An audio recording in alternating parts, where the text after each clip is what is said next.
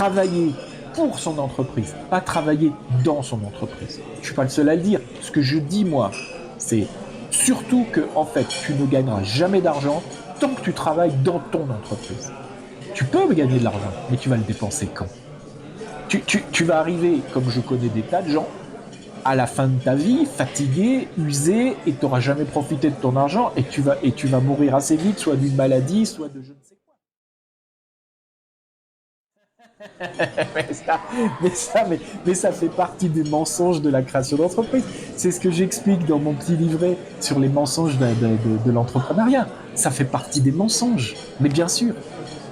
Mais là, je t'explique. En fait, pourquoi est-ce que c'est pas bien de faire travailler les autres? C'est pas bien de faire travailler les autres parce que on te dit, t'as déjà lu ça quelque part, on te dit ouais, t'as toujours les syndicats qui sont en train de dire oui, c'est de l'esclavagisme, c'est de faire travailler les autres, c'est malhonnête, on les exploite, on les spolie, tu t'entends ça tout le temps, mais ça vient de quoi? L'éducation judéo-chrétienne, elle part du principe que tu dois commencer par faire du bien aux autres et après à toi.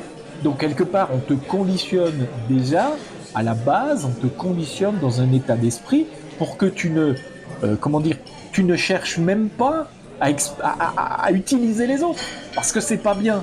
Mais c'est le métier d'un entrepreneur, utiliser les autres. Mais bien sûr, mais oui, non, c'est le métier. Le métier d'un entrepreneur, c'est de faire bosser les autres. C'est que tu fasses bosser des sous-traitants ou que tu fasses bosser des salariés, ton métier, c'est de faire bosser les autres. Si tu pars du principe que être entrepreneur, c'est bosser toi-même dans la boîte, c'est que tu n'as rien compris au métier d'entrepreneur. Parce que le métier d'entrepreneur, c'est c'est, euh, travailler pour son entreprise, pas travailler